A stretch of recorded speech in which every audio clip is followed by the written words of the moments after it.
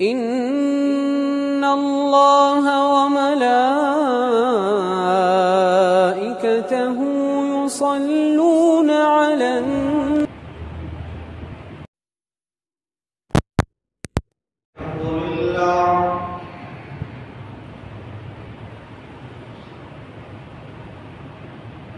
نحمده ونستعينه ونستغفره ونؤمن به ونتوكل عليه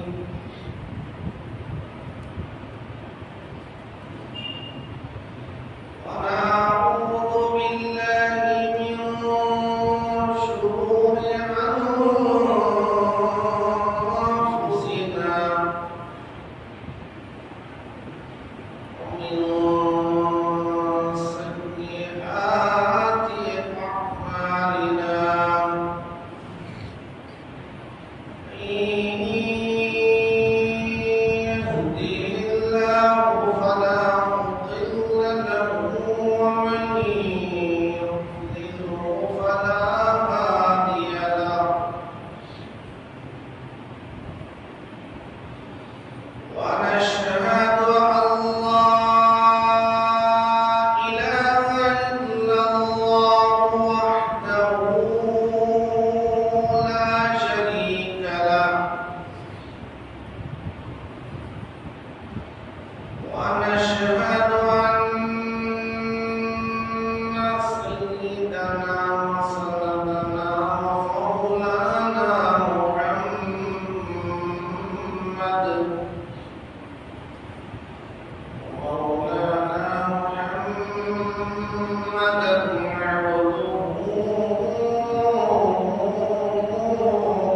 ورسوله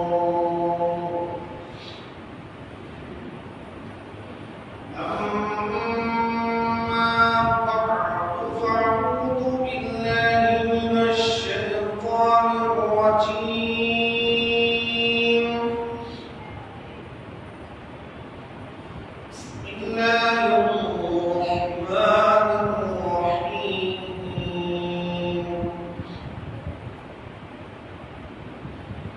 تلك الأيام نداولها بين الناس قال تعالى إن الحكم إلا لله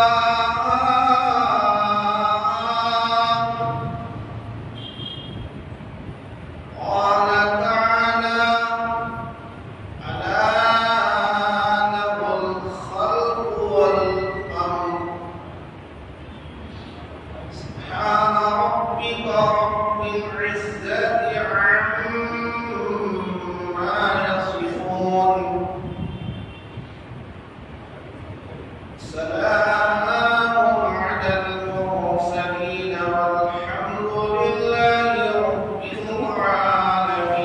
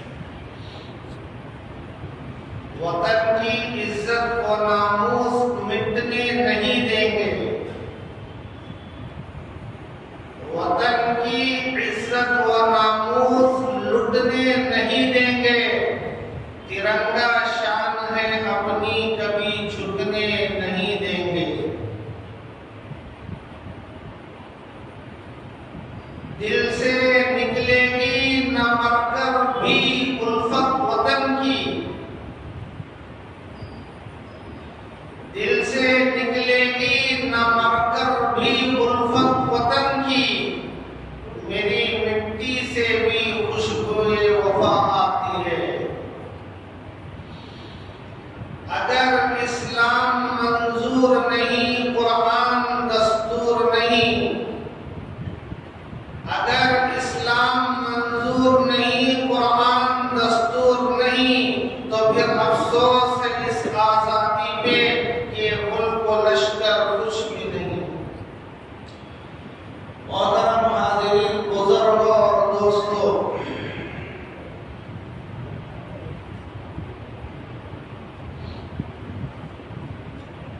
हिंदुस्तान में 3 खुशी के मौके आते हैं हुकूमत के एतबार से, और उन तीनों में छुट्टी लाजमी है।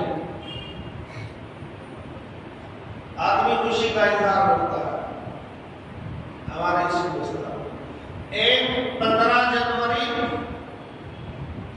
एक 15 अगस्त, दूसरा 26 जनवरी, तीसरा 2 अक्टूबर गांधी जयंती।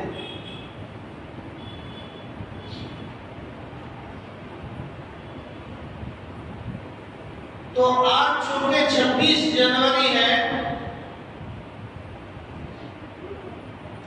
इसकी एक तारीख है।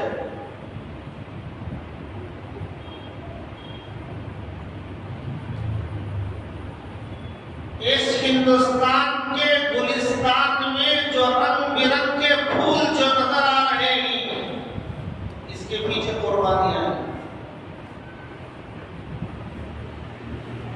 ये जो कई मजहबों का मस्कन हिंदुस्तान है, या हर मसलक वाला, हर धर्म वाला, हर कल्चर वाला रह सकता है, ये सेकुलर मुल्क है, तो इसके पीछे बहुत बड़ी कुर्बानियां हैं। ये तारीख याद भी रखना है, अपने बच्चों को याद भी कराना है।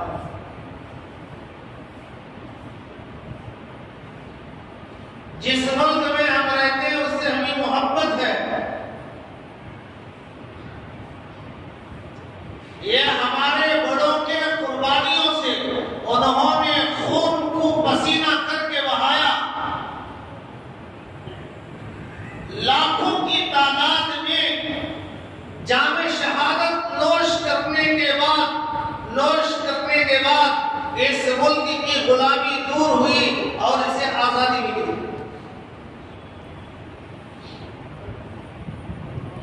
इतने ऐसे लोग हैं जिनको न आजादी नहीं है, क्या है 26 जनवरी क्या है कुछ पता नहीं, 15 अगस्त क्या है कुछ पता नहीं, हिंदुस्तान क्या है कुछ पता नहीं, हमारे बड़े कौन है कुछ पता नहीं।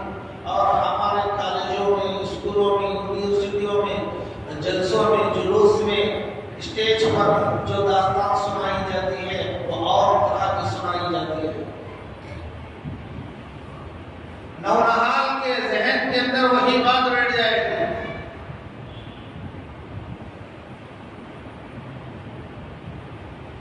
तो मेरे भाइयों, इस हिंदुस्तान पर 800 साल से ज्यादा मुसलमानों की हुकूमत थी।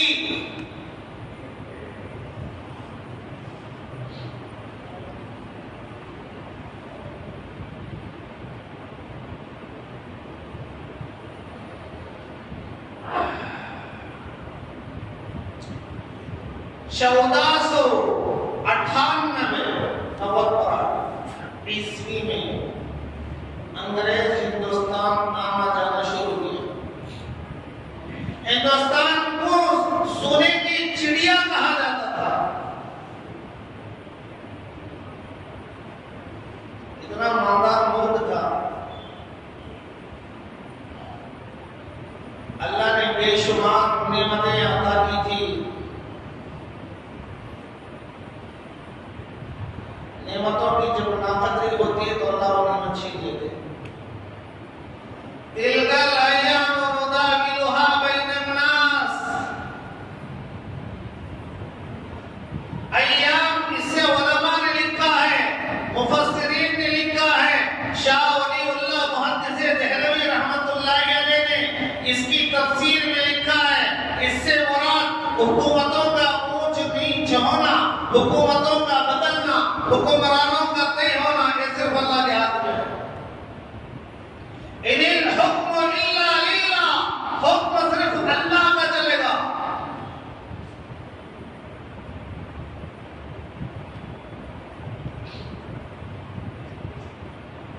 तो 1498 से अंग्रेज हिंदुस्तान आना जाना शुरू किया। 1601 में मुस्तकिल तरीके से, मुनज़्ज़म तरीके से, साजिश के तौर पर प्लानिंग बनाकर, क्योंकि हिंदुस्तान उसमें देख चुका था, हिंदुस्तान की बहार देख चुका था, हिंदुस्तान की चीजों को देख चुका था, हिंदुस्तान के खजाइन को देख चुका था, और हिंदुस्तान के मुसलमानों से भी वाकिफ था, हिंदुस्तान के कल्चर से भी वाकिफ था। तो उसने साजिश करके और उसने साज़बाज़ करके ईस्ट इंडिया कंपनी के बैनर तले वास्को डी गामा की क़ियादत में बंगाल की सरहद पर उसने सबसे पहले कदम रखा। ये 1601 में वो पहली मरतबा नहीं आया हिंदुस्तान, 1498 तभी से उसका आना करना शुरू हो गया।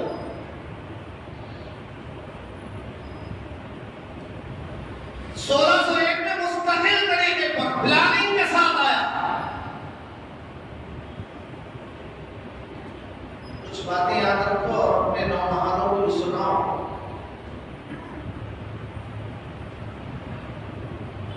खाली दावत के किस्से सुनाते हैं तो कोई सा, कुछ कुर्बानियां भी सुनाना है। हिंदुस्तान ही के हैं हम सब।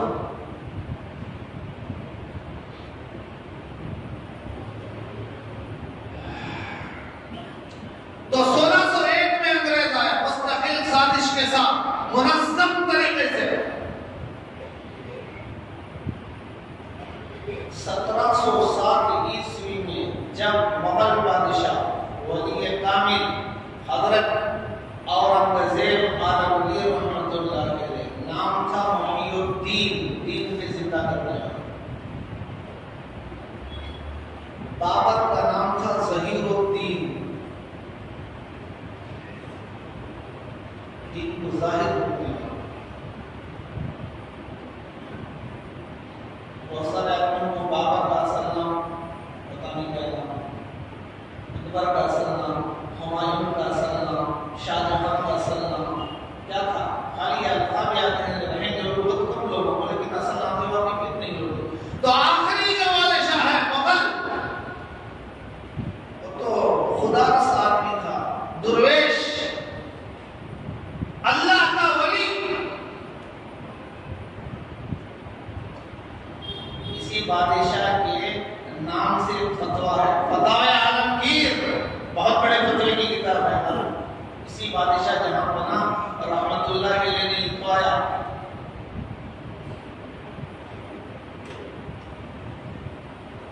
कुरान करीम को अपने हाथ से लिखकर, उसे बेचकर, उसका जो मुआविजा हदिया मिलता वो अपनी जात पर खर्च करता था। इतना बड़ा अल्लाह का बंदा, हुकूमत का नया पैसा अपनी जात के लिए इस्तेमाल नहीं। आज भी उसके हाथ का लिखा हुआ 1 या 2 नुस्खे दातों के कुतुबखाने के अंदर मौजूद है।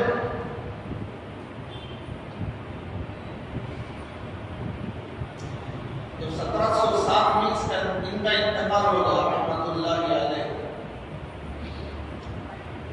तो हजरत औरंगजेब रहमतुल्लाह अलैह के इंतकाल के बाद अंग्रेज जड़े उतारना शुरू किया और उमूरे सल्तनत में, यानी सल्तनत के कामों में दखल देना शुरू किया। ये ऐसा नहीं करो, ऐसा करो, ये ऐसा नहीं करो, ऐसा करो, वहां तक हम चलाएंगे, वहां तक हम चलाएंगे।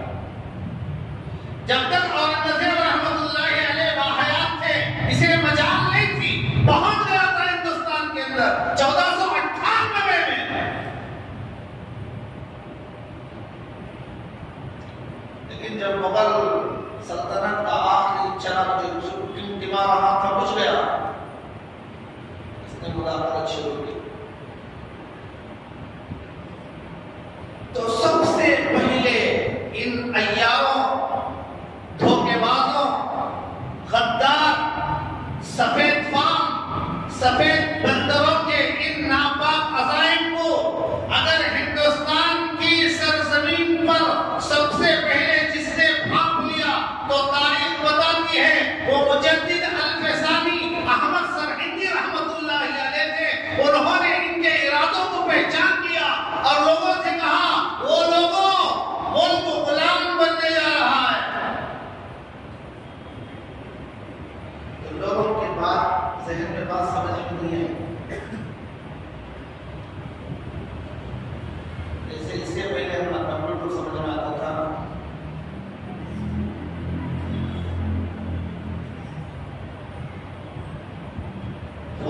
अंदर जो छिप कई चीजों को अपने अंदर ली हुई रहती है, वो समझ में आता था। स्मार्टफोन कैसा था, अगर पहले बनने से पहले कोई उसका तारुफ कराता तो लोगों को समझ नहीं आता था। तो हजरत लोगों को बताया कि भाई गुलाम बनने जा रहा है, बोल इन आने वालों के इरादे पाक नहीं है। तो लोगों के समझ में नहीं आया, इत्तकू फिरासतल मोमिन व इन्नहु यंजुरु बिनूरिल्लाह, अल्लाह के वली की नजर से डरो, बचो, इसलिए कि वो अल्लाह के नूर से बहुत दूर की चीज देख लेता है। आम आदमी क्या लगेगा?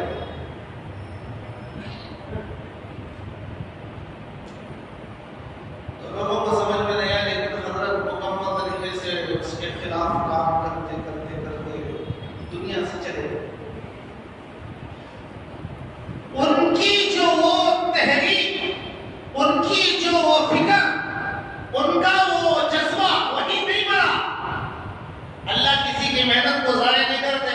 इन्नल्लाह जब बंदा इखलास से काम करता है तो अल्लाह उसके काम को जाया नहीं करते। तो अल्लाह ने हजरत का वो जज्बा और वो फिक्र, वो कुड़न मुंतकिल करते हुए तहरीक एक मायानाज हस्ती हजरत शाह वलीउल्लाह मुहद्दिस देहलवी रहमतुल्लाहि अलैह के दिल में डाला। हजरत ने काम शुरू किया।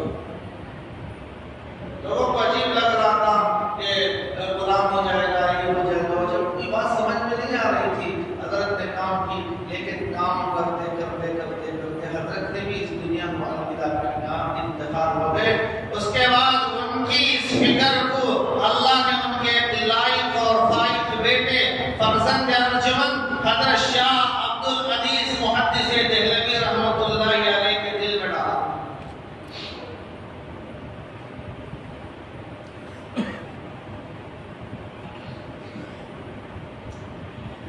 इधर बंगाल के अंदर इस वक्त तक हजरत मुजद्दिद अल-फैसाली से लेकर हजरत शाह वलीउल्लाह मुहद्दिस देहलवी रहमतुल्लाहि अलैह के इंतकाल तक अंग्रेज बहुत सारी जगहों पर छा गया था।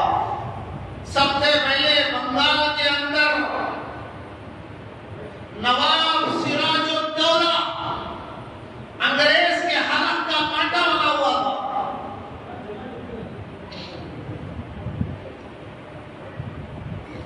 तो वहां भी अपनों की गद्दारी से, गद्दार कोई खिंजीर का गोश्त खाने वाला नहीं आता, गद्दार अपना ही होता है, आस्तीन का सांप।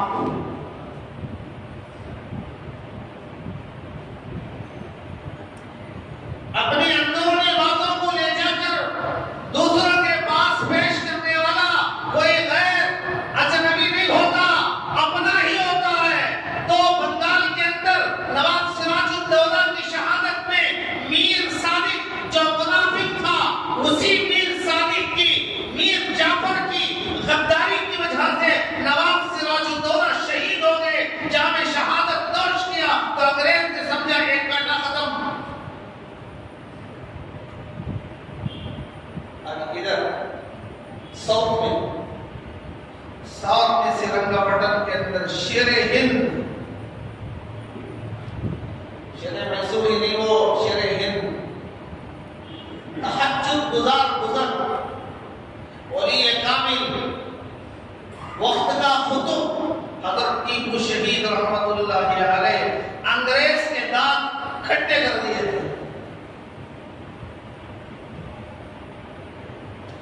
1799 में श्रीरंगपट्टनम की सरजमीन पर अंग्रेजों के साथ नबुज़ आदमा होते हुए, अंग्रेज के सफों के सफ उलटते हुए, और वहां भी अपने ही की गद्दारी की वजह से, मीर सादिक की गद्दारी की वजह से, ऐन जिहाद के वक्त में, ऐन लड़ाई के वक्त में मीर सादिक जो फौज का सिपाह सालार था, उसने सारे फौजियों से कहा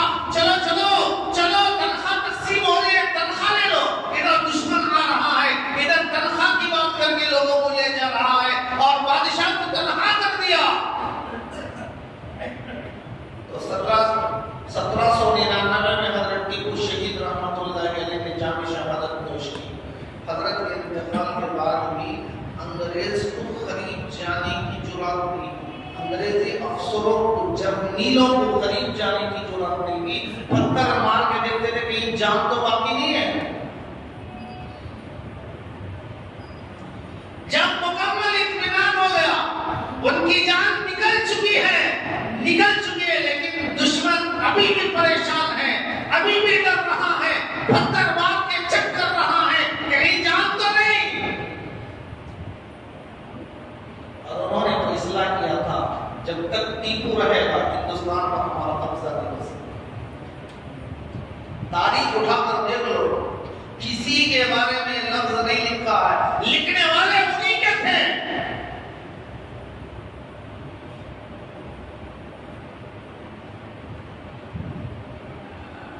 लिहाजा अगर हिंदुस्तान पर हमारी हुकूमत चलना है, हिंदुस्तान को कब्जा करना है, अपनी गिरफ्त में लेना है, तो टीपू को रास्ते से हटाना है।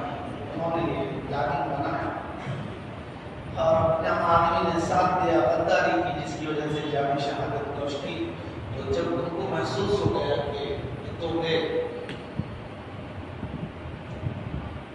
अंग्रेज हजरत टीपू शहीद रहमतुल्लाह अलैह के नाश के करीब खड़ा होकर सीना तान कर कहा, आज से हिंदुस्तान हमारा है।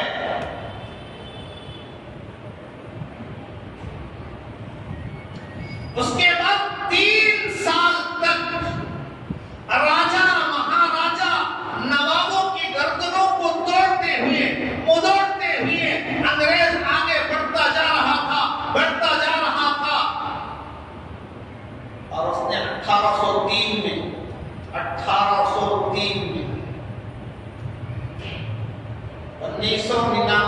1799 के बाद 3 साल तक उसने सारे नवाबों को, सारे राजा महाराजाओं की गर्दनों को दबाता हुआ आगे बढ़ रहा था। 1803 में दिल्ली के अंदर उसने ऐलान किया, आज से खल्क खुदा की, यानी मखलूक अल्लाह की, और वतन मुल्क बादशाह सलामत का हुक्म ईस्ट इंडिया कंपनी का। असल तो हुक्म होता है, जैसे कि दिल्ली में उसने ऐलान किया तो सबसे पहले हज़रत शाह अब्दुल अजीज मुहद्दिस देहलवी रहमतुल्लाह अलैह ने फतवा लिखा। क्या फतवा था, क्या चीज थी?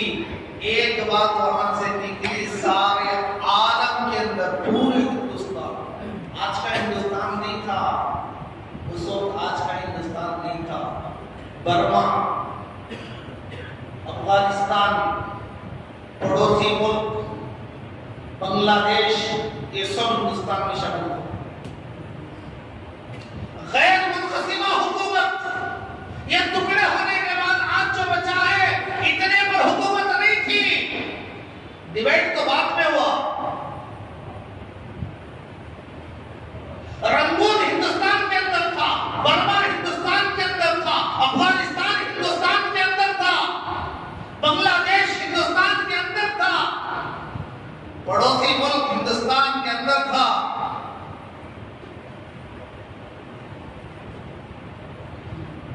तो जैसे उसने ये ऐलान किया अंग्रेज ने, आज से खल्क मखलूक अल्लाह की और मुल्क बादशाह का और हुक्म ईस्ट इंडिया कंपनी का चलेगा, यानी अंग्रेज का हुक्म चलेगा। तो इस बात को सुनने के बाद हज़रत शाह अब्दुल अजीज मुहद्दिस देहलवी रहमतुल्लाह अलैह ने फतवा लिखा, लोगों, सारे हिंदुस्तान वालों पर अंग्रेज के खिलाफ जिहाद फर्ज है, अंग्रेज की फौज में भर्ती होना हराम है।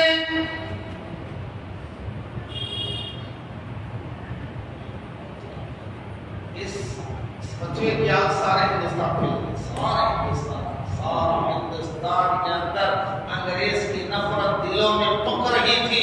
बच्चे के दिल में अंग्रेज की नफरत, हर इंसान के दिल में अंग्रेज की नफरत और अपने मुल्क को गुलामी से बचाने की फिक्र। अंग्रेज ने इस फतवा देने की वजह से हजरत की सारी जायदाद जितनी भी थी उसने कब्जा कर लिया। दिल्ली के अंदर जितने मदारिस और मदरसे थे सबको खत्म कर दिया।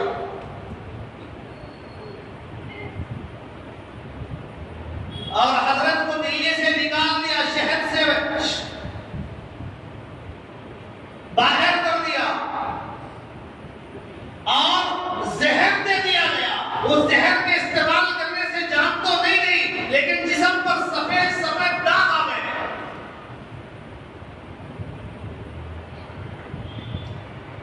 लेकिन हजरत ने हिम्मत नहीं आई, उनके अज़ाइम में बाल बराबर कमी नहीं आई। जो अलवदा, जो जज्बा, जो फिक्र, जो गुणन, जो कोशिश थी वो इसी तरह जारी थी।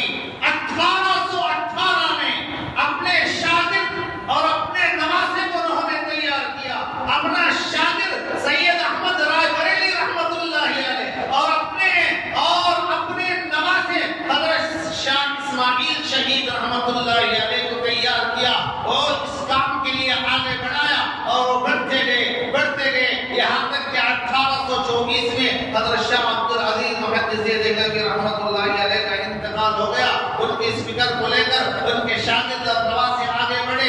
1831 में बालाकोट की मैदान में, बालाकोट की पहाड़ियों पर अंग्रेज के खिलाफ लड़ते हुए जामे शहादत नोश की।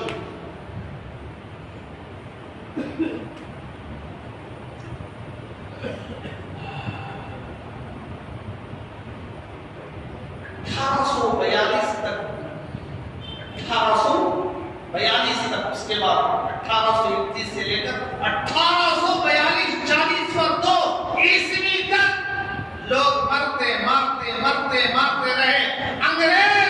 अंग्रेज खून का इस्तेमाल करता था। उसके पास असलियत है, ताकत थी। हिंदुस्तान के गरीब बेचारों के पास क्या था? आज हमारे पास क्या है? दुश्मन का मुकाबला करने के लिए हमारे पास कोई ढंग की चीज भी है ना, हमारे घरों में है ना हमारे पास है। फिर भी हमें दहशतगर्द कहा जाता है। कुछ नमक हरामों ने वतन के असल बाशिंदों को दहशतगर्द और पराई जो दूसरी जगह से आया मजबूर होकर उसे असली वतन वाला कहा जाता है। कहां की किताब है?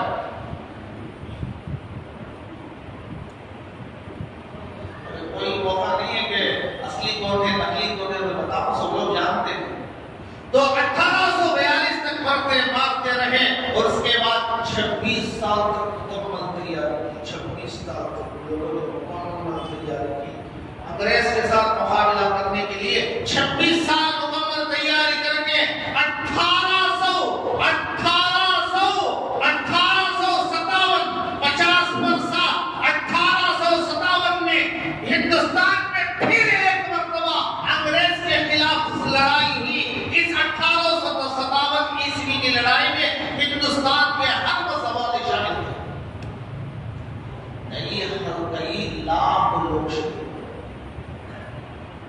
कई लाख लोग शहीद, किताबों में लिखा है 2 लाख सिर्फ मुसलमान शहीद हुए और 51,500 उलमा शहीद हुए।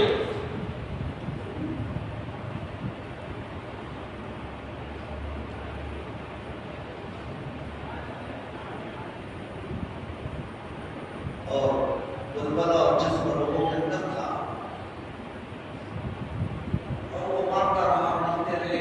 लेकिन हर एक के दिल के अंदर अपने वतन को आजाद दिलाने की, आजाद कराने की तमन्ना और फिक्र थी, कोशिशें हो रही थी। 1867 के अंदर दारूल वाक़िया और उस जंग के 10 साल के बाद दारूल अमल में आया और उसके 10 साल के बाद 1878 के अंदर एक अंजुमन का क़याम अमल में आया जो समरतुल तरबियत इस्लामिया के नाम से मशहूर है और उसके सदर हज़रत शेखुल हिंद मोहम्मद हसन देवबंदी रहमतुल्लाहि अलैह को बनाया गया।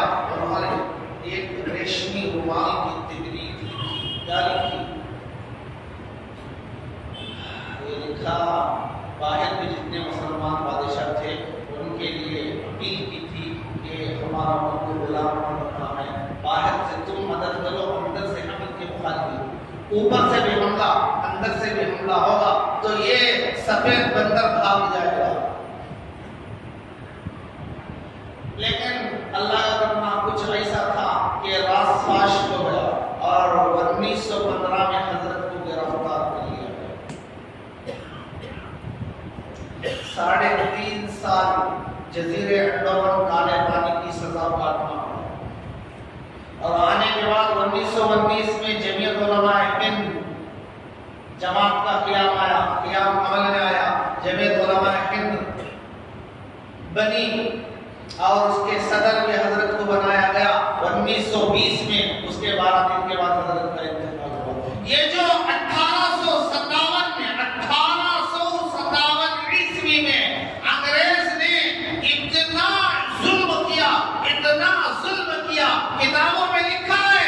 एक तो दिल्ली के अंदर चांदनी चौक से लेकर दुर्रे खैबर तक, लाल किले से लेकर चांदनी चौक तक, दुर्रे खैबर तक, जहां तक भी दरख्त नजर आ रहे थे, मुसलमानों की लाशें सूली पर लटकाई गई थी और पेशावर के बाजार के अंदर गोली फेंक करने का हुक्म दिया गया था। तो 1 घंटे के अंदर 540 लोग शहीद हो गए। तो खान अब्दुल गफ्फार खान ने पेशावर के मैदान में खड़े होकर ऐलान किया, लोगों तुम जो गोली चला रहे हो हमारे शहीद हुए हैं, लेकिन देख लो इन 544 में से किसी एक के भी पीठ पर अगर गोली लगी हो तो हम इस तहरीक को वापस लेते हैं, जंग बंद कर देते हैं। देखा गया तो किसी के पीठ पर गोली नहीं थी, सीने पर गोली थी। वो कौम में पीठ फेर कर भागने वाले नहीं है। हजरत हुसैन अहमद मदनी रहमतुल्लाह अलैह दर्शकुल इंकिशाफ ने फतवा दिया, अंग्रेज के खिलाफ जिहाद फर्ज है, अंग्रेज की फौज में भर्ती होना हराम है। गिरफ्तार कर लिया गया, अदालत में पहुंचे। 1.5 घंटा तकरीर की, कुरान और हदीस की रोशनी में ऐसी मुफस्सल, ऐसी मुदल्लल, ऐसी मुशर्रह और ऐसी मुअस्सिर कि जज भी परेशान और इतने बलबले के साथ, इतने जज्बे के साथ बाजू में मौलाना मोहम्मद अली जोहर बैठे हुए थे। उन्होंने हजरत के पैर को पकड़ कर कहा, हजरत लहजे को कुछ नरम कीजिए। हजरत ने कहा नहीं, जो कहना है इसी लहजे में कहूंगा। तो जज ने कहा अगर तुम्हारा यही लहजा रहेगा, जिसने पूछा क्या तुमने अंग्रेज की फौज में भर्ती होने को हराम था? हजरत शेखुल इस्लाम रहमतुल्लाह अलैह हुसैन अहमद मदनी ने कहा हाँ कहा था, कह रहा हूं, कहता रहूंगा। जज ने कहा इसकी सजा फांसी हो सकती है। तो हजरत ने फरमाया जज साहब मुझे फांसी से कोई डर नहीं है, मैं कफन साथ में लाया हूं। ले फिरती है बुलबुल चोंच में गुल, शहीद नाज की तुरबत कहां है? मेरे भाइयों इतनी कुर्बानियों के बाद तो चलता रहा 1942 से लेकर 360 पर 2 साल, 360 पर 2 साल तक बराबर हिंदुस्तान के लोग अंग्रेज के खिलाफ नफरतें उगल रहे थे, मुकाबला कर रहे थे। तो 362 साल के बाद अंग्रेज को मजबूर होकर अपना वतन जाना पड़ा, हिंदुस्तान को खाली करना पड़ा। तो लिहाजा 15 जनवरी 1947 में मुल्क आजाद हुआ और 26 जनवरी में सेकुलर मुल्क बना और मुल्क का कानून बना, तहजीब बनी, दस्तूर बना, आईन बना। तो ये तारीख मुख्तसर थी जो मैं आप हजरात के सामने पेश किया, इसे याद रखो और इसके चंद बातें जो अहम बातें हैं अपने नौजवानों को सुनाओ, अपने नौजवानों को सुनाओ, ताकि हमारे नौजवानों को भी पता चले ये मुल्क मुफ्त का नहीं है, इसके लिए हमारे बड़ों ने कुर्बानी दी है। उन्होंने अपने खून को नदियां बनाकर बहाया है। इस मिट्टी को आजादी दिलाने के लिए हजारों लाखों सैकड़ों कुर्बानियां पेश की। इसी के बारे में राहत इंदौरी मरहूम ने एक शेर कहा था, मैं वो शेर सुनाकर बात करूंगा। हिंदुस्तान का मशहूर शायर राहत इंदौरी जी मशार, उसने शेर कहा जो आज साहिबे मसनद हैं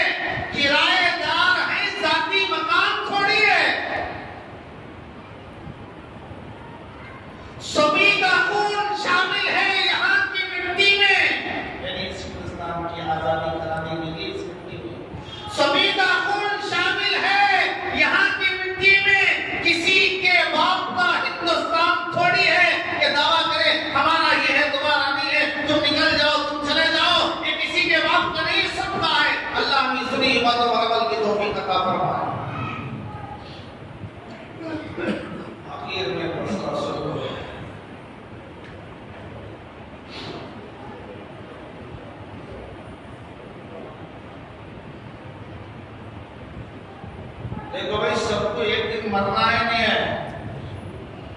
मरना है, नहीं है? मरना है। मरने के बाद दोबारा जिंदगी है नहीं है? नहीं, दोबारा जिंदगी नहीं। दोबारा जिंदगी नहीं तो जन्नत नहीं हो। अल्लाह ने जन्नत बनाई है, पूरा नहीं हो, मेवे गई हो, बाग गई हो, शहद शराब के कहने की वो दोबारा जिंदगी है। वो जिंदगी में खुशगवार जिंदगी, बेहतरीन जिंदगी बनाने के लिए यहाँ से कुछ अमल करके जाना है, जब भी जन्नत मिलेगी। वरना डायरेक्ट जहन्नम में जाएगा। ना भी छुटाओ, इधर मरा उधर गया।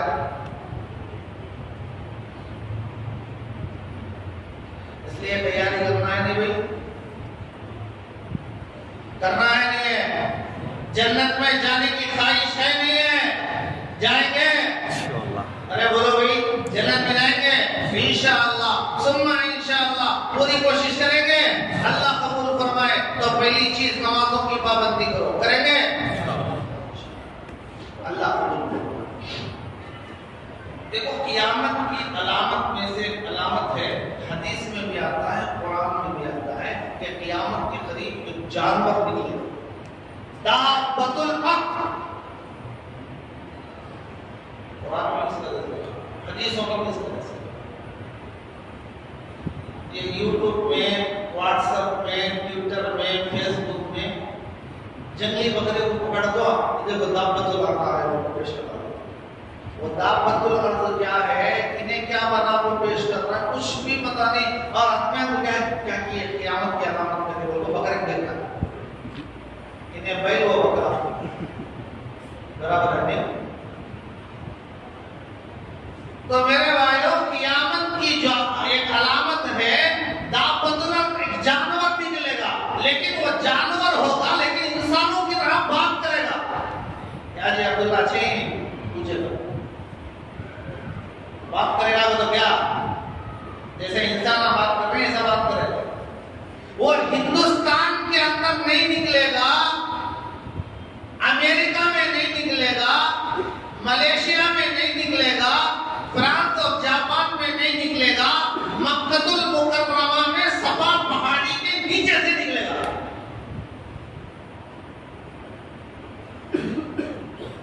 समझ में आ रहा है? इस वास्ते इधर की उधर की दिल्ली में क्या हो रहा है, वो दाब्बतुल हक़ बोले तो उसे कबूल मत करो, क्योंकि वो मान करता और वो बात करता। और वो कब निकलता?